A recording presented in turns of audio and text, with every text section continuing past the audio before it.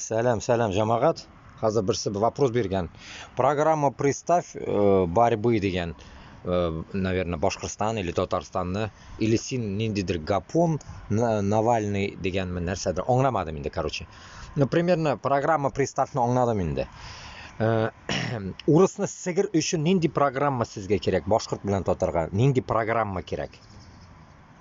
Сізні башығызны, может, сігірге керек, яқшы иттіріп білет, бізге, урысқа түгіл. Мына шунда, может, сізні программағыз нахуй перепрограммируется, Как вы думаете, Құтақ башлар? Мынды білет, нахуй, теге тауық мия деялар бізде. Тауық мия білен, мы білен, узбекша мия, мы, татарша, мы білен далеко не пойдешь, блядь. Урысны сігір үшін, нахуй, қолға, блядь, мылтық алыр үшін, блядь, нахуй, программа керегі yok. Құтақ башлар, сізні тұрғыз керек, блядь, нахуй. Мына кеше тиктокка мында да закидывал бір видео.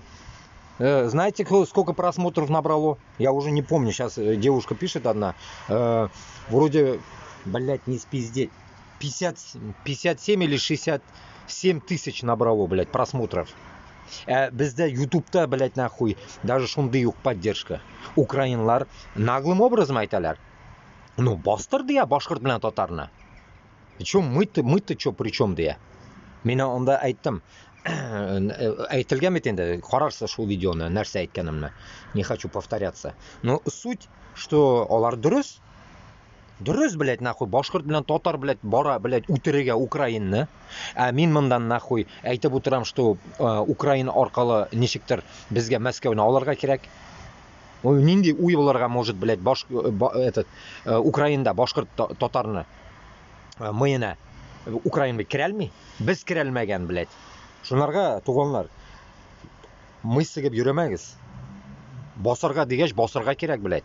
Пока сізні күтігізге кетіріп сікмәгенше, нахуй, басмасқа улисіз міне? Или сіз күтесіз ме, блядь, нахуй, украинлар, когда станут, точнее, блядь, нахуй, победят, потом мы будем вставать. Вот это мышление, да? Или второй вариант, когда, как Украинға Путин кірді, суғышып, шулай күтесіз, наверное, Башқұртстан, Татарстанны Путин сіге башлағаш, или там бірәрінде урыс сіге башлағаш, шунда ғана басасыз, наверное, әйме? Күтігізге кетіріп, мылтықны тоқағаш, шунда ғана басасыз, әйме? Қойсан басасызсың, Құтақ башлар?